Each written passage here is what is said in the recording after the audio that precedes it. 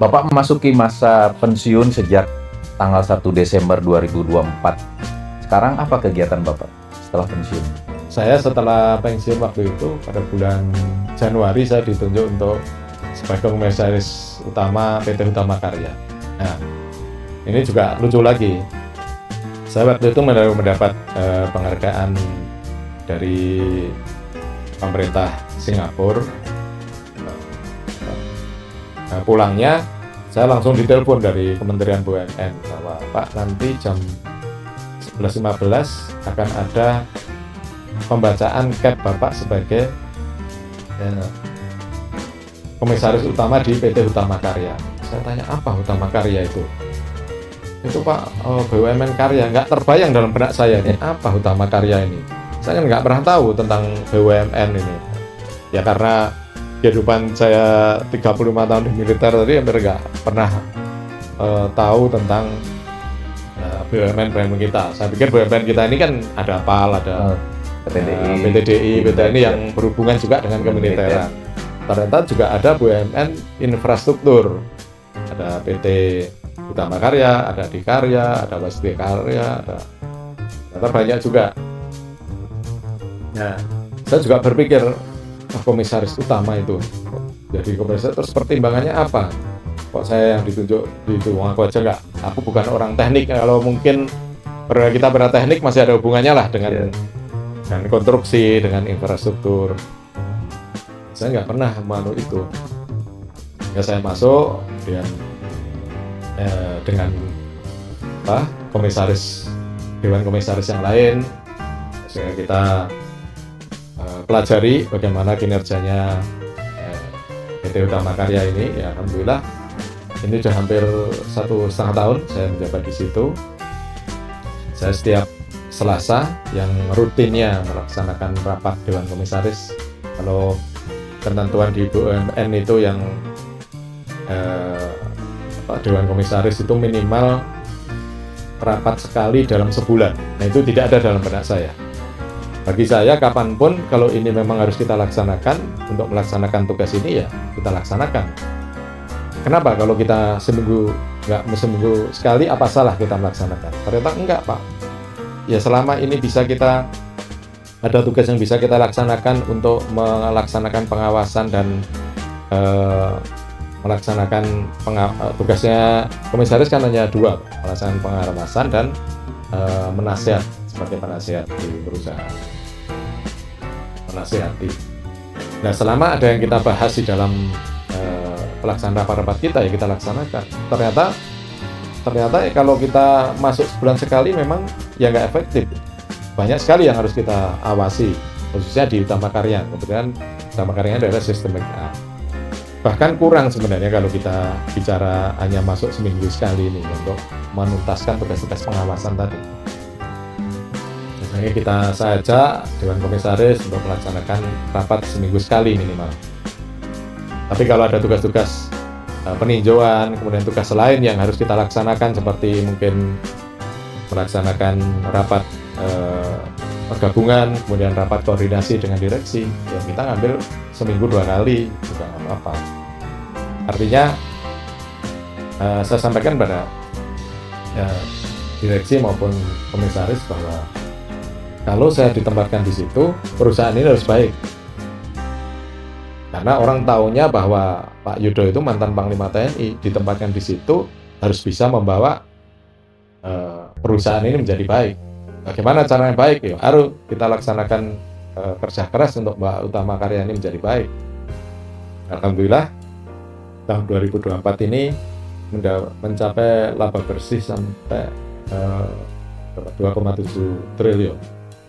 Dan 2023 kemarin itu sampai 1 triliun untuk laba bersih, dan permasalahan hukum kita selesaikan bertahap dan harus selesai, nggak selesai. Ya, alhamdulillah saya bisa memberikan inilah pengalaman saya selama di TNI untuk memberikan pengawasan dan nasihat pada dari sini juga ada manfaatnya. Jadi tentunya kepemimpinan di TNI juga nggak jauh beda, bisa diterapkan di perusahaan. Tentunya tidak sampai teknis seperti itu, tapi dalam pengawasan anggaran, pelaksanaan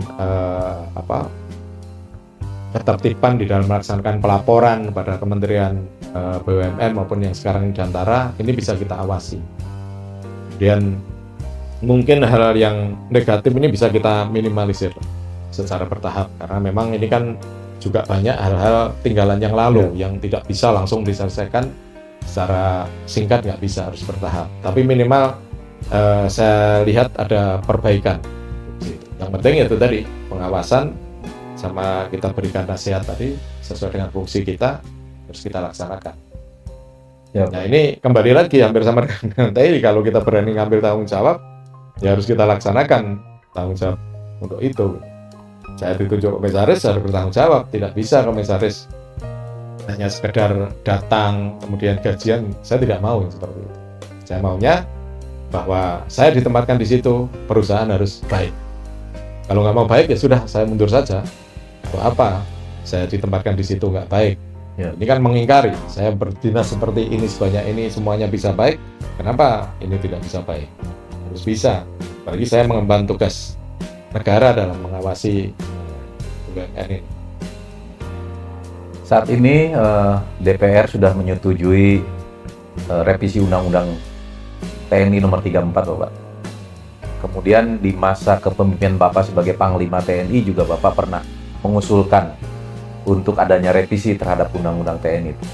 Waktu itu Bapak pertimbangannya apa mengusulkan revisi Undang-Undang? Ya waktu itu revisinya kan tentang usia ini. Saya lihat dengan perkembangan mungkin gizi ya sekarang ini dibanding yang dulu, atau mungkin perkembangan ke arah yang modern saat ini, gizi dengan baik, kemudian mungkin kerjaan juga bisa dilaksanakan dengan computerized dan sebagainya tadi. Alangkah waktu itu bermanfaatnya ketika usia ini kita samakan rata di yang tadinya 58 jadi 60. Nah ini waktu itu juga termasuk perwira Bintara Tamtama, karena saya lihat Bintara Tamtama juga sama hampir dengan para perwira kan? Umur 60 ini masih produktif gitu. Nah tentunya mana yang produktif, mana harus jadi staf, mana yang harus di operasional sebagainya tetap kita atur, bukan berarti terus yang tua masuk di lapangan di batalion kan tidak. Tentunya ada yang staf, ada yang di lapangan. Dan usia 60 saya lihat masih produktif, sehingga waktu itu mau saya usulkan untuk semuanya pensiun di 60. Sehingga mereka khususnya para Bintara Tamtama kemudian para perwira ini juga bisa lebih produktif lagi ketika mencapai umur segitu untuk mereka tetap bekerja. Tentunya dalam mewujudkan keberlanjutan dalam kebijakan tadi itu tidak putus hanya setahun 2 tahun. Mungkin tour of the day atau tour of the juga kita rubah, yang tadinya perwira 2 tahun mungkin dengan umur 60 tadi bisa dengan 3 tahun di dalam suatu jabatan. Maksimum ya. Sehingga mereka bisa meneruskan ataupun melanjutkan kebijakan yang ada. Jadi tidak baru setahun pindah, baru setahun pindah, walaupun itu memang tuntutan tour of the day atau tour area. Tapi minimal dengan mereka lebih lama tadi bisa menerapkan kebijakan yang ada ini sampai tuntas. Ya. Dan waktu itu juga saya usulkan untuk tugasnya TNI itu tidak dalam kondisi damai ataupun operasi militer saling perang, ini tidak melulu tugas bantuan tadi. Rasanya waktu itu banyak saya dikasih masukan dari staf ini, kita ini TNI kok rasanya sebagai pembantu ya, di mana-mana sebagai membantu. Kenapa mesti membantu? Ya, mungkin kita bisa melaksanakan koordinasi atau menyelesaikan sebagai apa, tidak harus tugas bantuan. Mengkoordinir apa. Karena rasanya kalau kita membantu ini kan, ya kalau yang dibantu butuh bantuan kita bantu, ketika enggak ya kita enggak bisa bantu kan gitu. Sehingga seolah-olah seperti kalau di operasi militer gelombang atas panggilan gitu. Nah, saya tidak. Artinya ketika terjadi sesuatu ya turun, TNI harus turun, nggak perlu diminta bantuan atau tidak, turun, Pak. Sama seperti waktu itu saya Panglima Armada Barat, ada Lion Air yang jatuh gitu. Nah, kalau sesuai dengan tugas TNI, tugas kita kan tugas bantuan pada pemerintah, dalam ini mungkin BNPB. Loh, saya ini mempunyai material, ada mempunyai KRI, mempunyai Dislam Bair, penyelam, mempunyai komando pasukan kata, mempunyai pesawat udara untuk bisa saya kerahkan untuk menyelesaikan itu gitu ya. Kenapa saya harus nunggu bantuan? Kalau sesuai undang-undang kan nunggu bantuan dulu, Pak. Diminta ya saya kerahkan, nggak diminta aku diem aja. Sebenarnya ketika saya diem aja sesuai undang-undang itu, saya juga nggak akan disalahkan. Tapi saya yang mempunyai material, mempunyai personil material yang terlatih, ada pesawat jatuh di depan saya gitu, masa aku diem saja sesuai undang-undang itu. Nah, dari pertimbangan itu akhirnya kenapa kita tidak melaksanakan ketika terjadi menggunakan pengerahan kekuatan, nanti di bawah siapa koordinatornya di situ. Oke, kalau SAR ya Basarnas, kita gunakan untuk membantu Basarnas. Tapi tugasnya itu bukan hanya tugas bantuan ya, mungkin sebagai koordinator bidang apa operasional yang di laut tadi, tunjuk kita sebagai istilahnya komandan komandan yang mengurusi tentang lautnya tadi. Yang udaranya siapa? Mungkin TNI AU, nanti daratnya siapa? Pendarat. Sehingga apapun yang terjadi di dalam situasi militer selain perang, dengan kita memiliki personil materi yang ada ya langsung laksanakan. Bisa terjun langsung. Iya, bisa langsung itu. Jadi tidak menunggu bantuan. Itu juga diantaranya yang waktu itu saya ajukan untuk ada revisi. Kemudian sejak tanggal 7 Juli 2025 ini Bapak ditunjuk sebagai Ketua Umum PPAL masa bakti 2025-2028. Tentunya jabatan ini berbeda dengan jabatan di TNI. Amanah ini baru untuk Bapak. Bagaimana pandangan Bapak terhadap amanah ini, Bapak? Ya, saya ini adalah amanah yang harus saya emban kembali lagi. ADRT menyatakan bahwa Ketua Umum PPAL ini harus kasal, saya jabatan terakhir kasal, sehingga harus saya terima. Dan ini setelah saya pertimbangkan dengan matang waktu itu, saya di warning akan dilamar untuk menjadi ketua ini, saya pertimbangkan ya mungkin ini sudah jalanku, yang pertama. Yang keduanya, saya harus membina para purnawirawan yang setelah purna ini mereka hampir semua lepas seperti yang saya alami. Ya. Karena saya mungkin pensiunan Panglima TNI sehingga masih adalah arahnya. Tapi ketika mereka-mereka yang tidak ada pegangan sama sekali, mungkin di tingkat Bintara Tamtama ini begitu mungkin dinyatakan pensiun, dilepas dari Angkatan Laut, kan sudah nggak punya satuan lagi, nggak punya Kotama, nggak punya lagi perkumpulan lah minimal, atau mungkin organisasi dan sebagainya. Ya mungkin inilah saya nanti ditunjuk untuk itu, sehingga saya akan koordinir para purnawirawan baik perwira Bintara Tamtama Angkatan Laut ini, sehingga mereka mempunyai wadah lagi. Ya, alhamdulillah para pendahulu, para pemimpin PPAL yang terdahulu telah membina ataupun memberikan kisi-kisi lah istilahnya, ataupun sudah memulai tentang pembinaan. Ya, mungkin waktu itu dari tahun 86 sampai sekarang ini kan secara bertahap kita membina para purnawirawan ini, dan tentunya ini tidak mudah karena memang juga ini adalah pekerjaan yang harus kita laksanakan dengan ikhlas untuk membina mereka.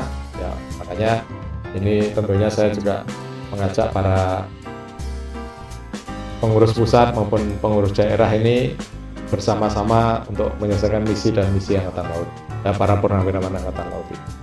Mungkin tidak banyak hal-hal yang tidak muluk-muluk yang harus kita laksanakan, tapi minimal mereka bisa berkumpul, bersilaturahmi, bertukar pikiran, ataupun sekedar mereka komunikasi aja antar mereka, itu saya yakin sudah bagus. Karena mereka selama ini saya lihat di daerah juga sama, mereka ternyata pada mencari teman untuk berkumpul kembali, walaupun kumpulnya ini mungkin hanya sekedar ngopi saja. Banyak mereka-mereka ini di daerah yang saya lihat mempunyai perkumpulan sendiri sebelum mungkin dikoordinir oleh PPAL pusat.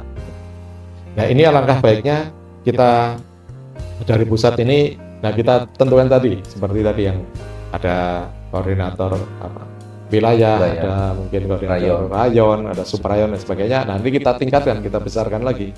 Mungkin wilayah lebih besar lagi, mungkin rayon juga demikian, kita kembangkan lagi. Dan alhamdulillah sekarang ini kan dengan kemarin kita sampaikan dengan hari ulang tahun PPAL yang lalu, mereka semuanya melihat secara virtual bagaimana kiprah kita. Mungkin ke depan mungkin akan kita fasilitasi lagi yang lebih besar lagi, supaya betul-betul purnawirawan Angkatan Laut ini di semua wilayah ini punya wadah. Minimal mereka ini punya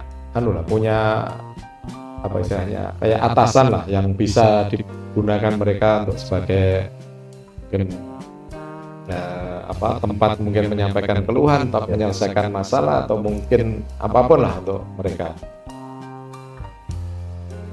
Dan saya yakin dengan apa yang kita lakukan nanti secara bertahap tentang kita pembinaan purnawirawan di wilayah nanti, saya yakin akan lebih membumi lagi sesuai dengan pesannya Laksamana Purnawirawan Sutanto waktu itu, untuk supaya PPAL ini membumi. Nah, makanya harus kita bumikan itu. Bagaimana caranya, ya tentunya nanti adalah cara-cara untuk itu. Nah, ini saya ingin semua Angkatan Laut di seluruh purnawirawan di seluruh wilayah ini betul-betul mereka mempunyai bapak, mereka mempunyai induk ya, untuk mereka melanjutkan mungkin kegiatan-kegiatan mereka yang sudah dilaksanakan atau mungkin yang belum. Ya, dengan adanya ini mereka akan, saya yakin akan lebih, kalau dibilang itu lebih pede daripada nggak punya induk sama sekali. Ya. Kemarin perayaan hari ulang tahun ke-39 PPAL dilaksanakan secara terpusat di Museum Pusat Angkatan Laut Jalan Pepa Jayameh di Surabaya. Mungkin ada maksud dan tujuan Bapak menyelenggarakan perayaan itu di museum, Bapak?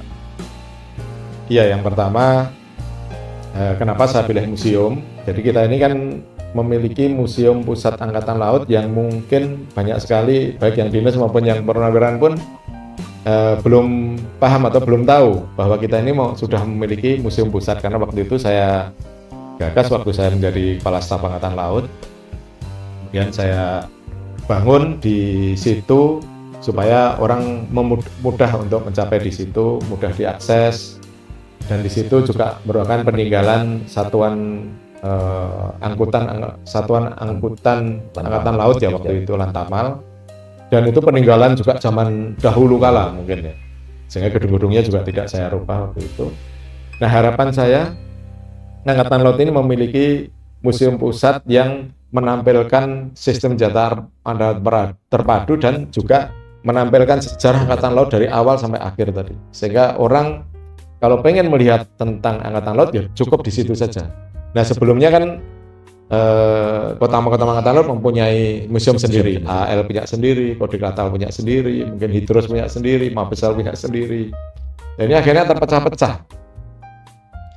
Sehingga kalau kita generasi Angkatan Laut ataupun purnawirawan mau melihat tentang Angkatan Laut, dia harus melihat ke sana untuk menyelesaikan tentang pemahaman tentang Angkatan Laut, termasuk generasi muda.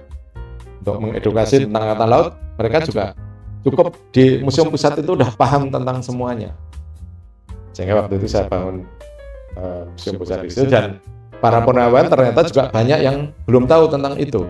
Nah, harapan saya dengan saya adakan di situ, tempatnya juga luas, juga mereka bisa melihat langsung, mungkin bisa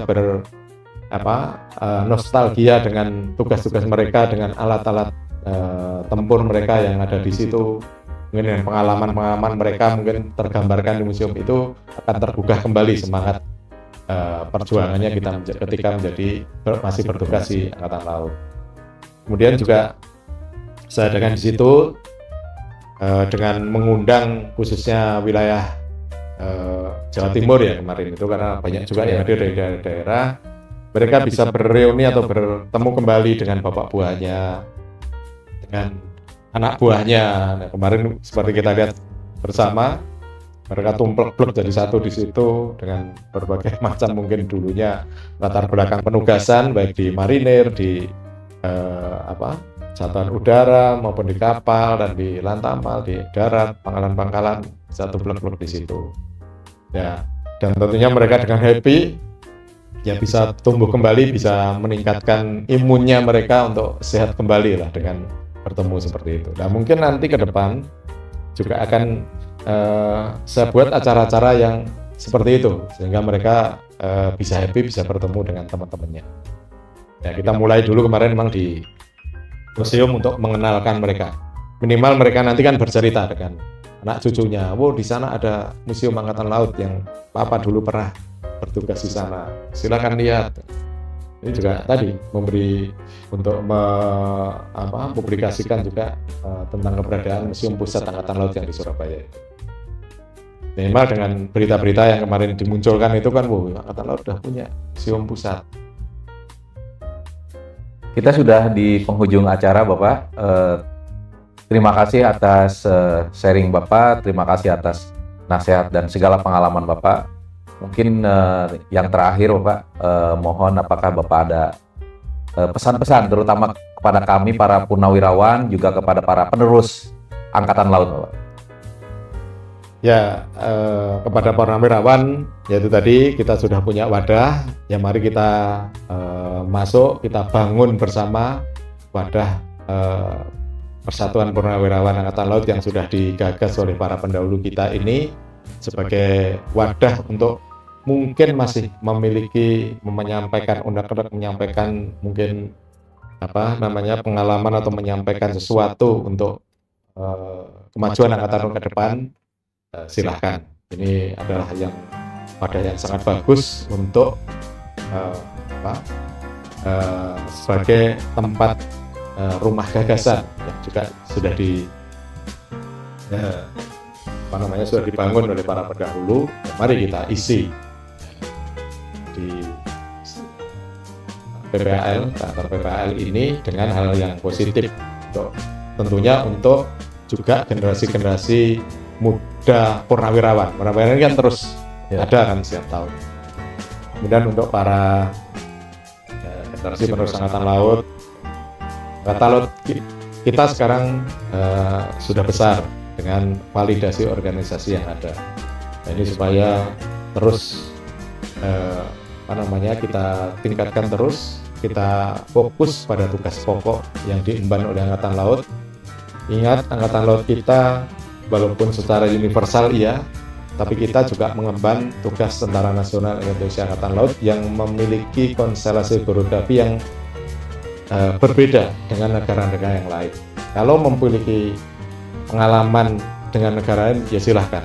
Tapi ini adalah negara kita, negara yang tidak sama dengan negara lain, yang tidak dipunyai oleh negara lain. Makanya dengan strategi, mungkin strategi atau konsep peperangan yang ada ini, ya pertahanan seperti itu. Nah, mau dikembangkan, ya silahkan. Nah, tentunya para pemimpin Angkatan Laut, dimanapun kalian memimpin, baik di tingkat bawah, mulai dari mungkin Komandan KRI, Komandan Satuan, mungkin sampai kepada Panglima, sampai ke tingkat pusat Angkatan Laut.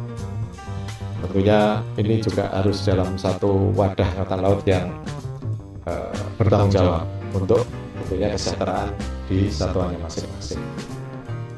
Pimpin anak buah dengan baik untuk bawa pada kejayaan Angkatan Laut yang secara sepat jaya mahir. Boleh politik kita berubah-ubah, tapi Angkatan Laut tetap harus fokus pada tugas pokok yang diemban untuk meningkatkan profesionalis, Pak.